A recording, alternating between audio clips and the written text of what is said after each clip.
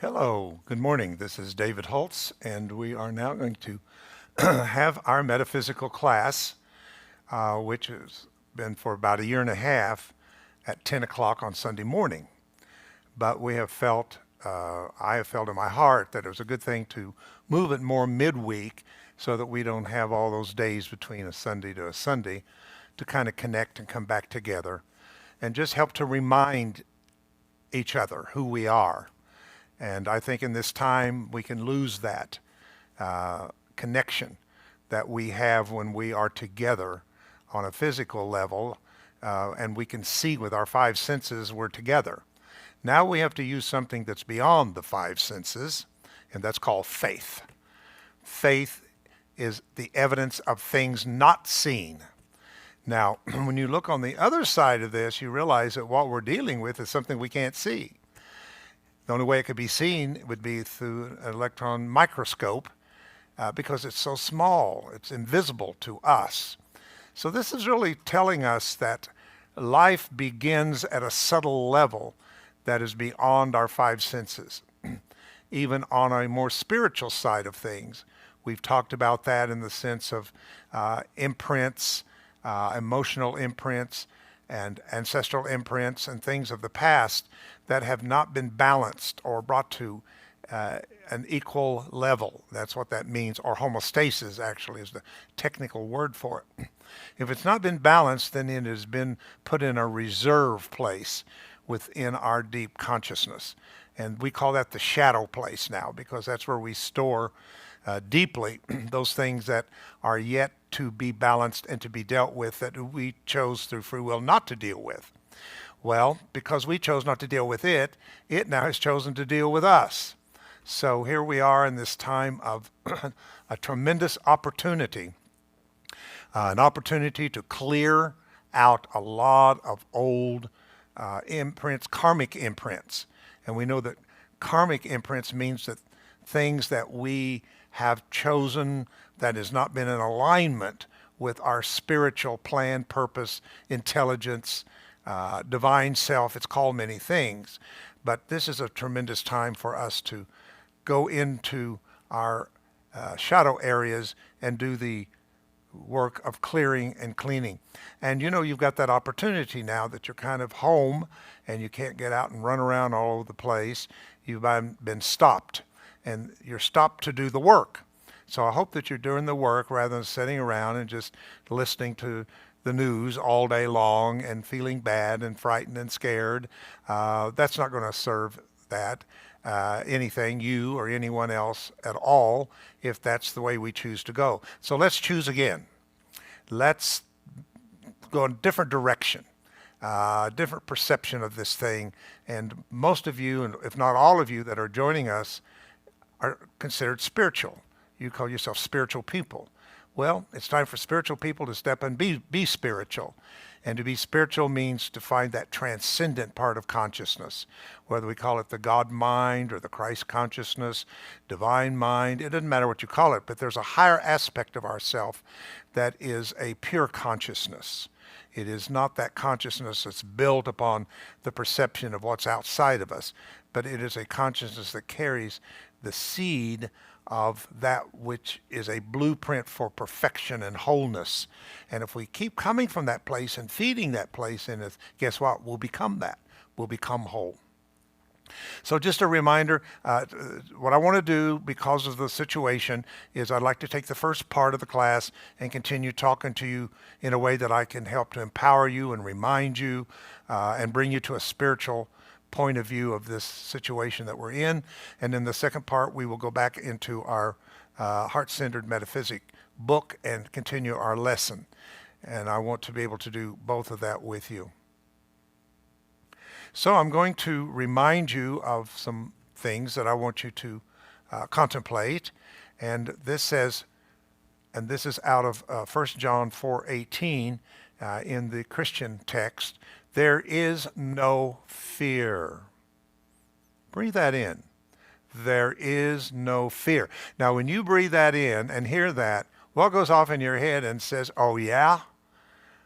There's so much fear right now. Even I'm feeling the fear. But this says there is no fear in love. So we know this. We've been taught this. We've been through it, whether it's Course of Miracles or any spiritual, New Thought, metaphysical teaching. We've been taught that these two things cannot both be realities in the same space of consciousness.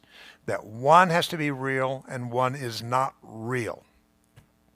Now, a lot of things I'm saying, I'm repeating and have repeated it many times since I've been with you in the last year and a half.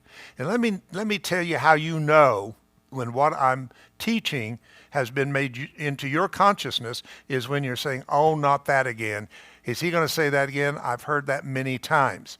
If you come to that place, then you got it. It's in your consciousness now, and it's not just me telling you something outside of your consciousness. So that's a good thing if you feel that way.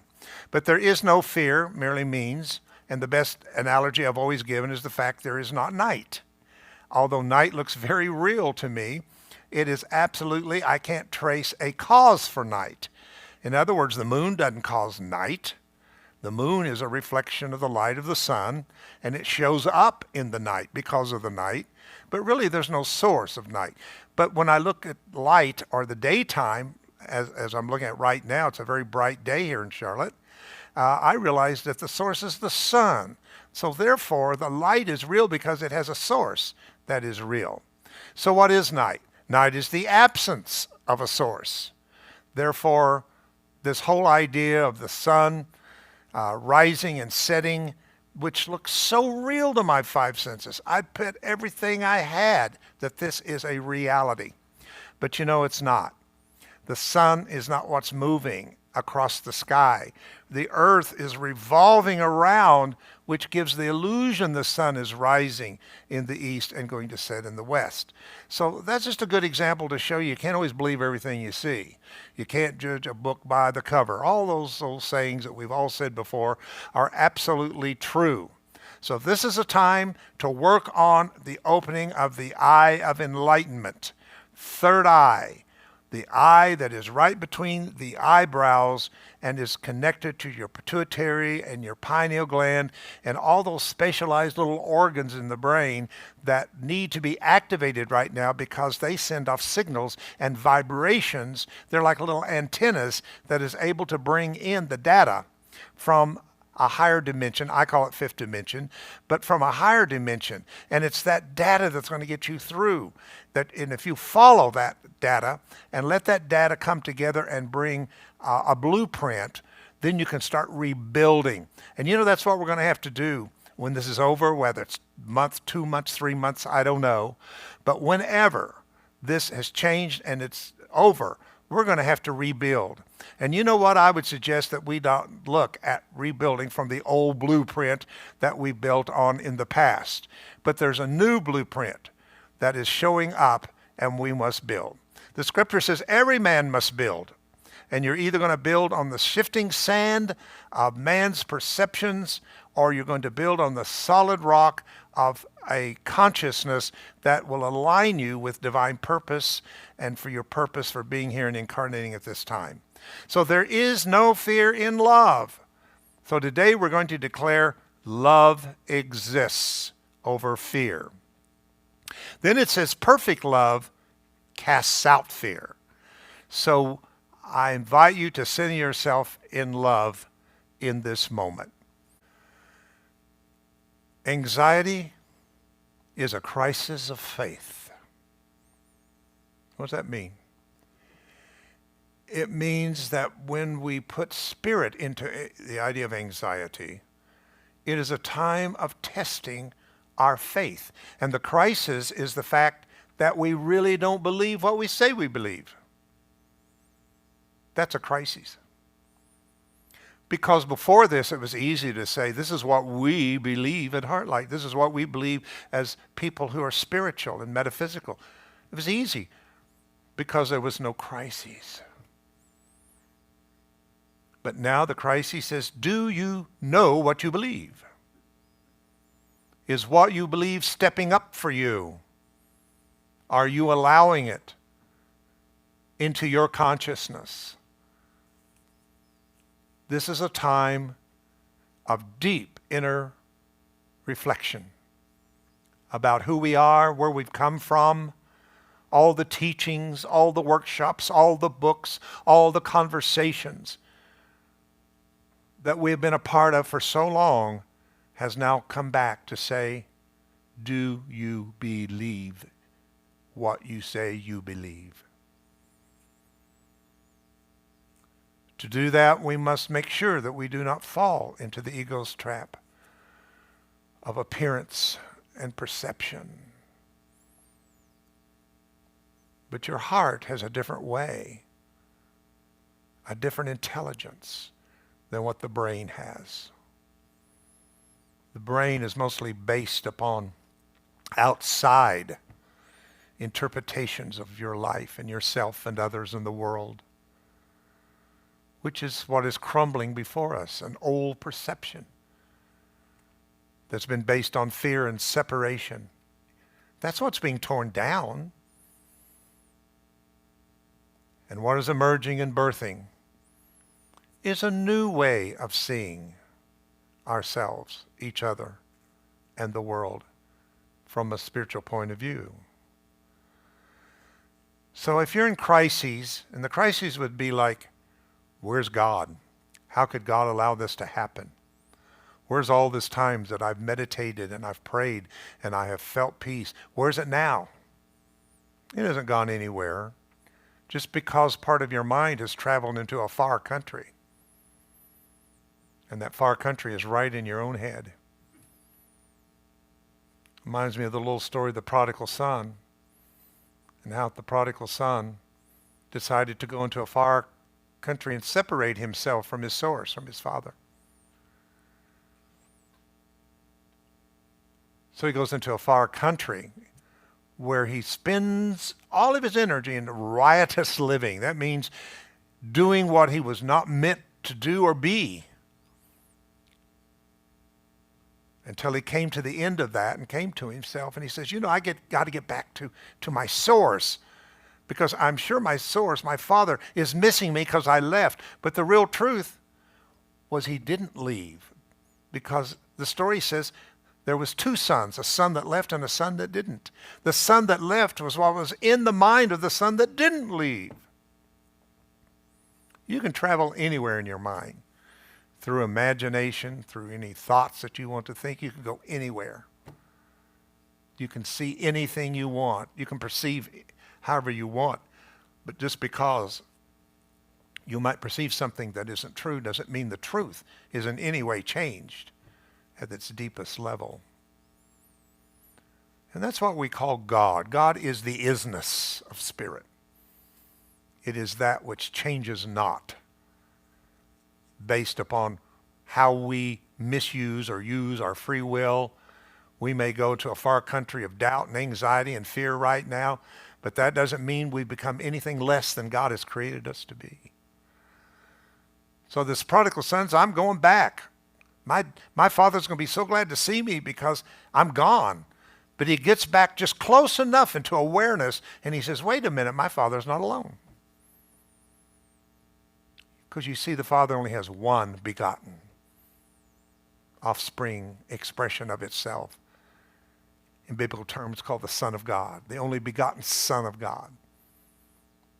That Son is male and female, created he them. So we're not excluding the women, the feminine. It's a part of the sonship, the offspring of God. He gets back close enough to say, well, look, there's somebody with my father, because I never left. And at that moment, he didn't need the path anymore. So the real path is the path to no path. Path is not going to get you there. The path of study and classes like this is to help you along the path. So you get into that awareness to realize that what you think has separated never did. In the mind of God, all is well. We're in perfect alignment. But we made a world that it appears we're not in alignment. And therefore we became vulnerable to many outside religions and teachings outside of ourselves that says, I can get you to where you're going because you left there. No, spirituality New thought. Light, heart light. We're here to remind you you never left. But you remain whole and perfect in the mind that created you. Because ideas cannot leave their course, it says in A Course in Miracles. So anxiety, yes, can be a crisis of faith. And it shows up where we do not trust the divine. Do you trust the divine to bring you through this? Yea, though I walk through the valley of the shadow of death, I will fear no evil. For thou art with me, thy rod and thy staff, they do comfort me. Simple, but profound. Do you trust? I also read recently from Philippians 4:6 from the Mirror Bible that says, let no anxiety about anything distract you. Watch the distractions. Every time I turn on the regular media, all I see is those numbers changing. And that's when I disconnect. How many has died today? How many has got it today? Now I am so sorry and so passionate and compassionate about those that are going. But right now it's somewhat out of my control how this is working itself out.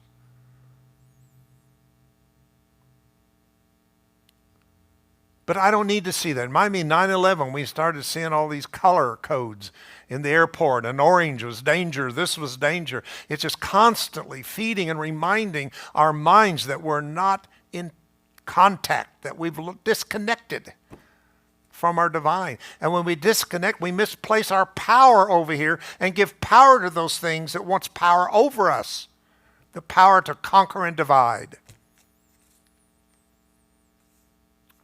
And I've said so many times, you must learn to be as wise as the serpent, but as harmless as the dove.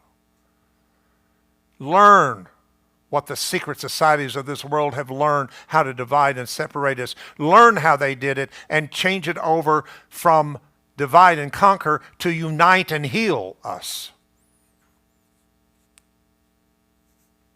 They've known about how to use the subtleness of life. They've known how to manipulate us and control us through our etheric bodies and through those things that are not seen. It's not been long at all that really energy work has shown up. Vibrational sound therapy. It's relatively new from the 80s that we begin to move more into this kind of thinking. They've known it for maybe thousands of years, hundreds of years. I don't know how long, but a long time they've known about this and used it because we didn't know about it. But now we do. Now we know the world of cause is beyond what we see. Don't be immersed into what the five senses is telling you now, but hear what the Spirit is saying. In the last book of the Scripture, Christian Scriptures, the text, 17 times it says, hear what the Spirit is saying to the church. I didn't say to religion, I said to the church, to the people, to the ecclesia, to the community, the light workers, the first fruits. I call them many things, but it is time we hear what Spirit is saying, not just what CNN is saying. Now, I check in once in a while, but don't let that be your source.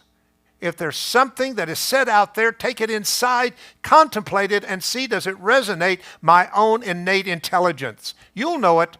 The baby will leap in the womb of your consciousness and witness it.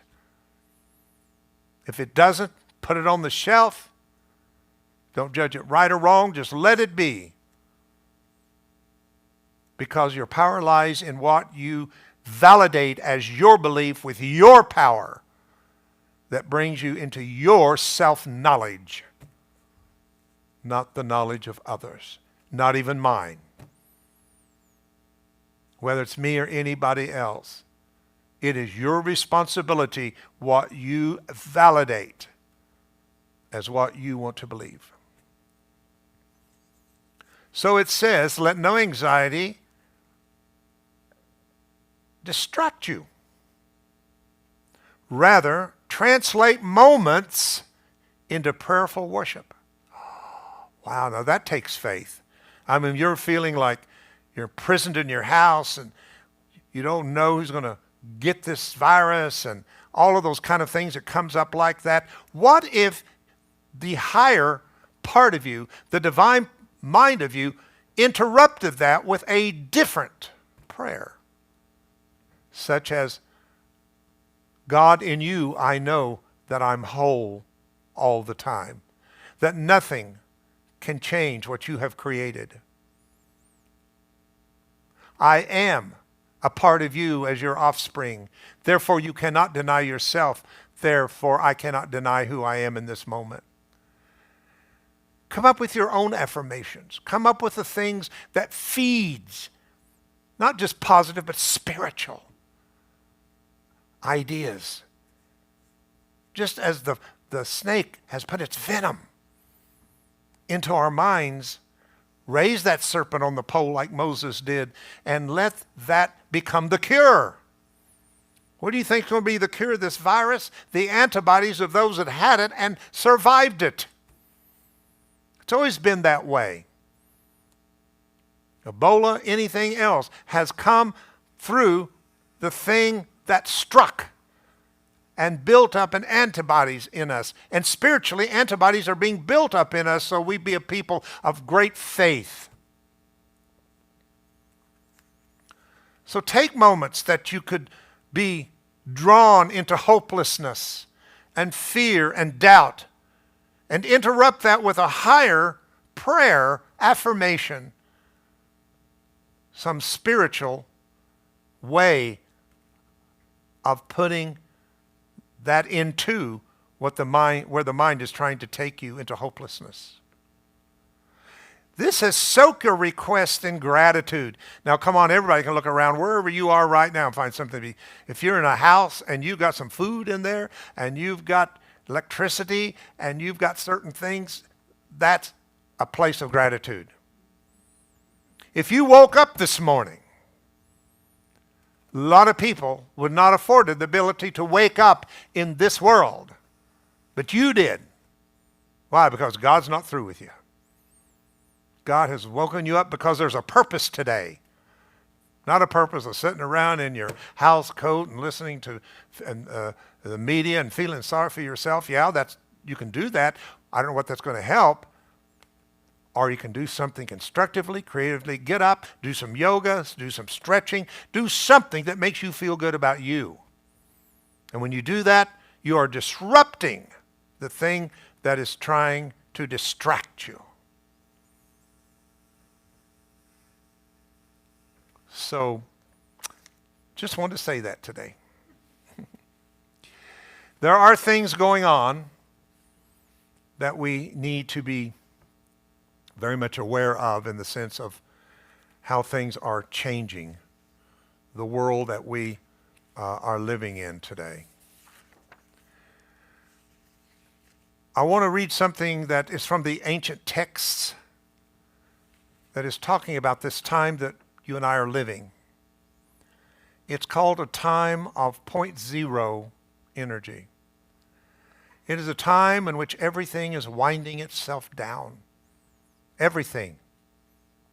Everything that has had a hold and power over us is winding down.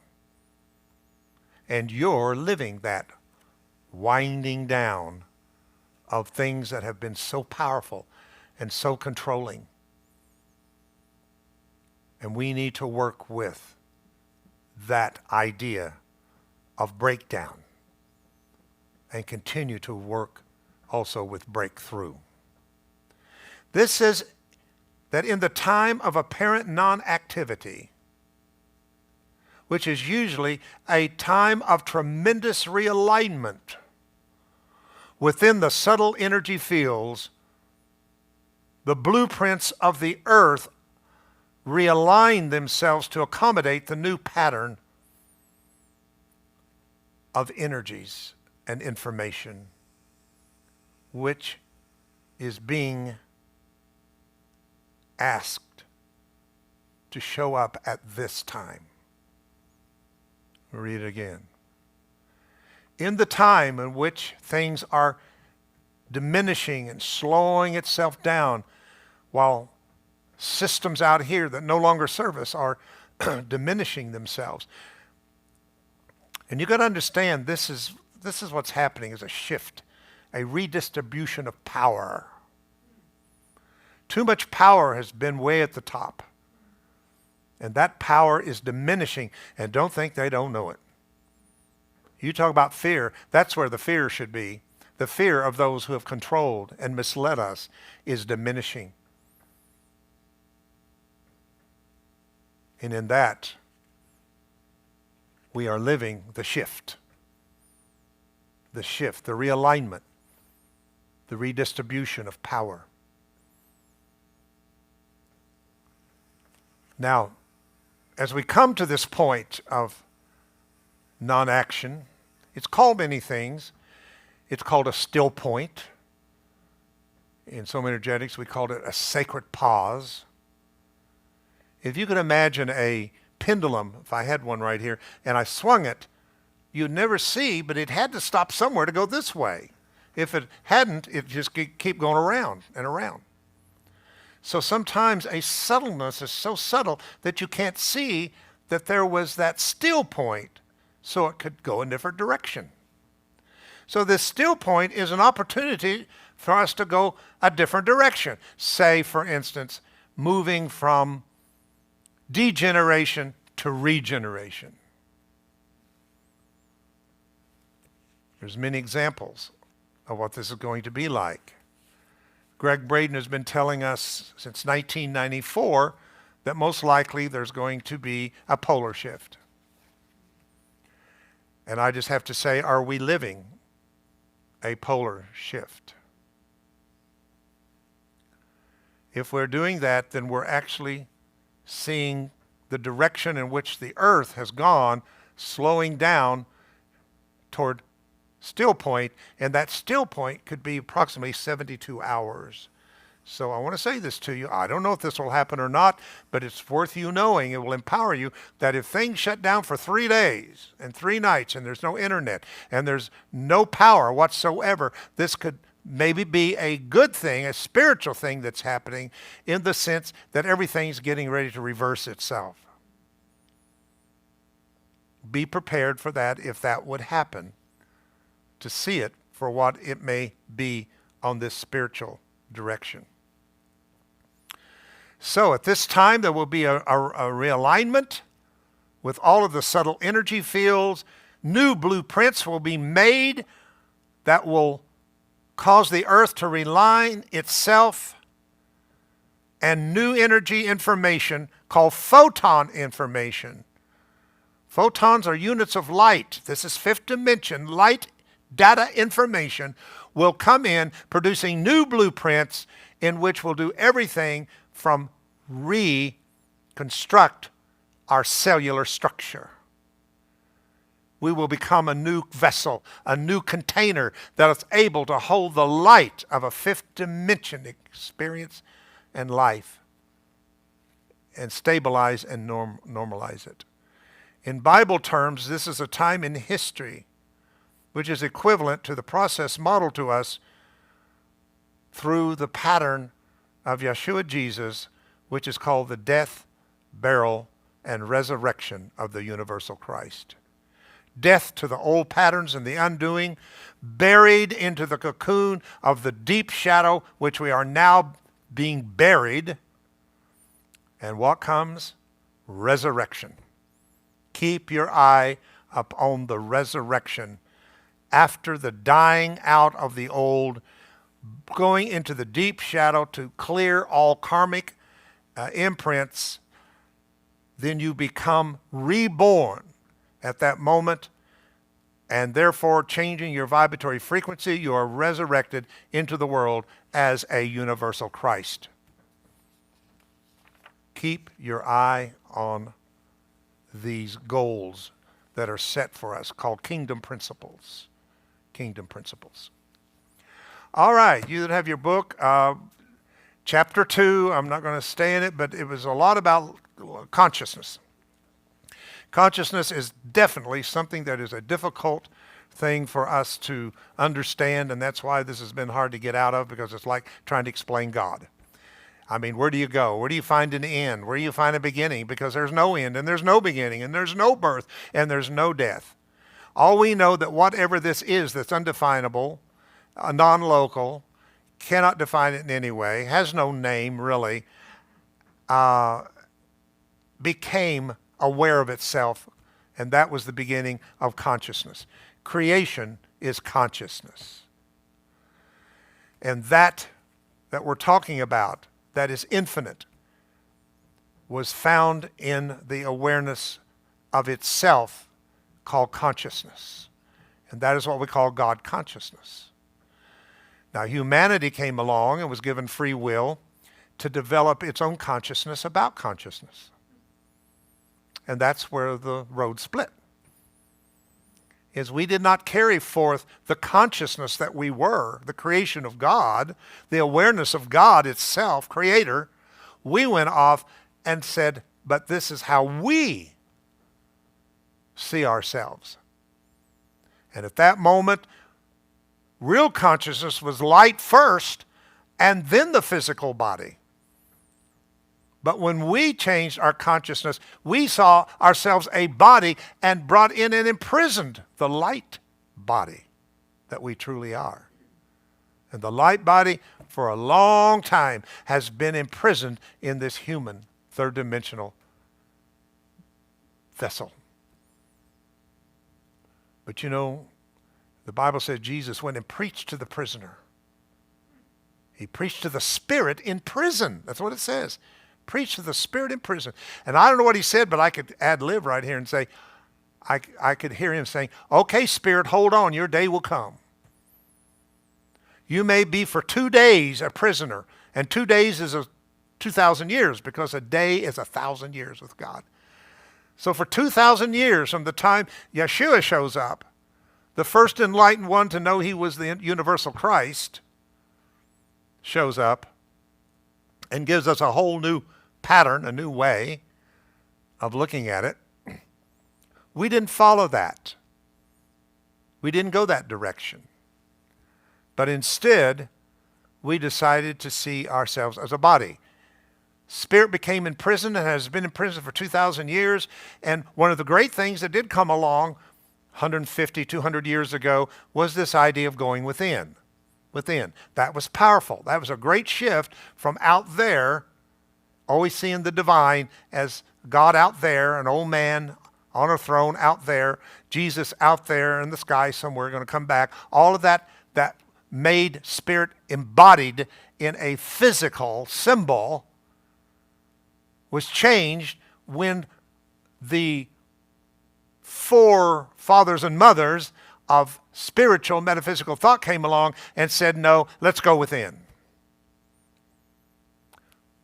That wasn't new, even for Christians. Your Bible says the kingdom of God is in you. Christ is in you. What about that we didn't get? I don't know. Because we looked at it through the lens of a dogma and doctrine that had totally, excuse me, I got to fix my thing here. That totally brought us outside of ourselves and we imprisoned our spirit. Jesus went to the spirit and said, I know you're in prison now, but the day will come that the prisoner shall be set free.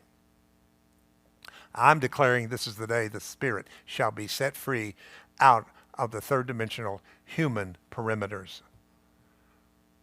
Let it come forth. How do we do that? We create spaces. We create portals. We create wormholes. I don't care what you call it. It's whatever school that you come from, but there are ways. You can create a door. Jesus, I'm the door. Create a door in your meditations. See a door and see all kinds of bright white light coming through the cracks of the door, saying if you'll just open the door, you can move into the very light of life. However you choose to see it. Find the way into what we have only forgotten and need to remember. So consciousness has been an interesting thing. In this, it talked about moving from victim to victor consciousness on page 9, for you to have your book. And that's important, especially now. We must not buy in to the victim, but the victor consciousness. And this happens when you realize that you have the power to change your mind and therefore your experience, no matter what. Oh, but I didn't know about this virus thing. I didn't know it was going to get this bad. You know, I kind of got into being able to switch off from being negative to positive. And man, this has gone beyond that. This is too much. No, it's not. It says that I can do all things through Christ. All, not some. There's no exceptions. All things through Christ who strengthens me. You've got to find that strength that has been given to you. It's your inheritance. It's your birthright as a child of this universe of God, however you choose to call it. It comes from the realization that your intellect has power over your brain mind consciousness. Again, everything that I read in all literature always is coupling the brain and the mind together synonymously. That is not true. The mind is much bigger than your brain. If the brain was receiving from the mind, it'd be a different kind of brain. But the brain says, no, I don't want to hear from the mind. I'll be the mind. So the brain usurped the mind and became the mind. And where does the brain source? It's outside of itself. It's the conditioning of culture, society, religions, and so on and so forth. And it's suppressed the mind. But the mind has stayed in touch with that part of itself that's in the heart, called the heart intelligence or the heart consciousness. So, the intellect, your intellect has power over your brain mind, over your thoughts, beliefs, and feelings and actions if you go this direction. This is the movement from victim consciousness, thinking everything happens to you, including thoughts, beliefs, and feelings, to realizing actually you choose this experience via the power of your true mind consciousness, which says things are not happening to you, but it's happening by you, for you. Please change that. Why is this happening? What did I have to do with it? Don't separate yourself. I had nothing to do with this virus coming here. You didn't individually maybe, but collectively you did, because nothing shows up on this planet that has not reached a certain level of power to reveal itself unless it's been given that power by the collective mass consciousness. So everything you want to complain about, everything you don't like, at a deep level, you've got to take the responsibility as an individual who's a part of a great consciousness, a great sphere, the new sphere it's called. And what we put up will rain back upon us. What do you think rain is? Rain is drawing the water of lakes and streams and oceans up into the air. And you don't see it for a long, long time. And then all of a sudden there's this little haze. And you go, ooh, something is there. And if you keep letting that moisture go up and go up, the haze becomes thicker and thicker until you got clouds. And then the clouds get heavy and they get dark and they can't hold it any longer and they let it go. And what went up came down. That's karma. Yes, this is karma for the world, for America, for the world, for the planet itself. And karma also has grace. Grace means I can change any karma, that I don't have to be a victim to karma, but I can transcend the karma. So I'm inviting you today to move from victim to victor, to realize you actually chose this experience via the power of your brain-mind consciousness. This is the realization that your experience of the world around you is happening by you, for you, not just to you. Moving from victim to victor consciousness, page 9, number 2. To vessel consciousness happens when you realize there is a higher power over your intellect. This higher power helps you in some way. It has power over you that you have given it. This power involves the belief that everything is happening now through you. So what happens for you, by you, for you, becomes something that can happen through you. And this is where we have what many call healers. I'm reluctant with that term, but you know what I mean. Those who are working in the healing modalities. Most of true healers are working with self-healing and awakening the intelligence that's within the body. But this is what this is basically talking about, that now through us we can all learn a modality, or we can learn something that helps us to take again what we thought was done to us was done by us and for us, and take it out to the world. So this is why we encourage people. Learn something. Learn healing touch. Learn Reiki. Learn to use vibration and sound through tuning forks. Whatever. There's so many ways and tools that you can use so that you can help this experience that you're having be shared out into the collective consciousness for all. We need to learn more long-distance healing. We need to realize you don't have to have a client physically right there to work with. It's time that we expand upon the boundaries of a third-dimensional system and world that we live in. We are not victims. We are victors of consciousness. Moving from victim to victor, page 10. A victor or vessel consciousness to verity consciousness happens. Let's read this. It's number 3 on page 10. Happens when you realize there's a higher power and it is your true reality. It's not just a higher power that's separate and over you, but it's a higher power that's a part of you. You're a part of the higher power.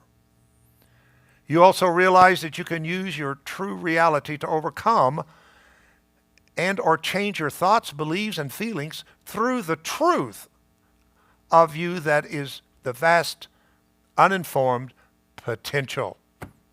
What a time to wade out into the potential of all that you have never made conscious. It's awaiting you. 5%, 5% of consciousness, 5% of genetic material, 10% of the universe, the rest is dark matter. I mean, anything you go to, you'll see what little we're actually using as a norm in the past age of third-dimensional human experience. Something is trying to push us out into the uncharted territory of ourselves. So don't feel limited. I appreciate some of you that I'm reading on Facebook and others that are coming up with new ways to make money. I mean, you're open to re-look at how you can do things from this situation that we have been placed in, that there's other ways that you can make money. There's other ways that you can do everything. Don't let yourself be caught into my way was the only way, it was the best way, it's the familiar way, and everything else is scary. No, it's exciting. I am waiting with anticipation with the new ideas that you have. We're doing it here at Heartlight. By coming here on Sunday, by coming here on Wednesday, we're continually looking at it. What can we do within the confinements that has been given to us that will help us to stay more in touch and connected, and not just in touch and connected in the old way, but touch and connected in a new, higher, deeper way that has never been before. Please remain encouraged in all this that is happening today. Next time we're going to go to chapter 3 and talk on self-knowledge. We're going to talk about why this is important, and most of all, what's in it for me, for you. And I think this is one of the most important things that we can connect to is our own innate intelligence, our own knowing. That way we become more and more empowered as divine human beings. So remember, as this said, that in this time of a point that we are brought to be inactive is an opportunity for realignment to take place. So today, be realigned in your thinking. If you've tipped over to the fear and the anger and the frustration, come back to center. Center is right down the center of your body, right through the heart, the neutral prana tube, the sushumna. It's called many things, but you've got this wonderful place in which breath moves through, where cerebral spinal fluid moves through, the excelsior of life, the physical life. Go there, stay centered. And from there, make new choices. Execute your own power to realize I can change any moment of fear and anxiety into a moment of honor and grace and praise. Mother, Father, God, we thank you again for this opportunity that we can come together. We're thankful that we have this tool, the internet, the camera, Tim's ability to do it, to make it possible for us to stay in touch with one another.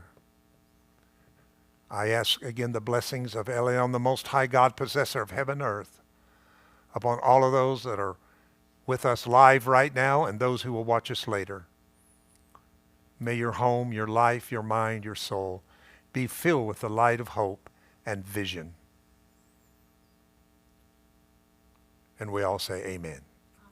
Thank you. So at the end now, we're going to have a little bit of something different, and we're going to be able to chat if you'd like. You were given instructions on how to get on Zoom right after the class. If you want to get in touch where I can hear you and you can hear me, you can ask questions or you can share something. You'll be able to do that in just a little bit.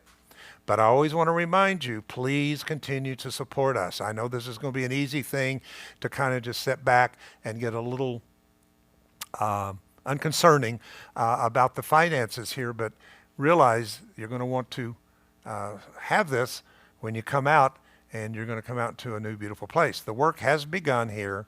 New roof is being put on right now as I speak. We're refusing to shut down and be paralyzed by this thing, but we are working to continue creating and remodeling and making this a beautiful space for all of you when you return back on the physical level.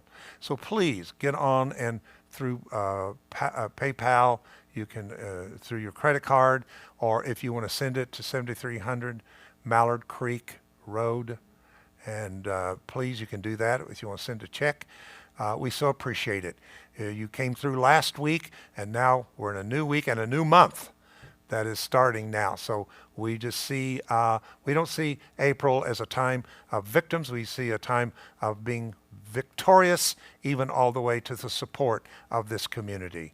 Thank you so much. And for you that want to, I will see you in just a few minutes on the Zoom, and we'll give you an opportunity to connect with me and with others. So bless you until our next time. Remember, Sunday morning, 11:15, we will be right here with you at and from Heartlight into your home and into your hearts. Thank you so much.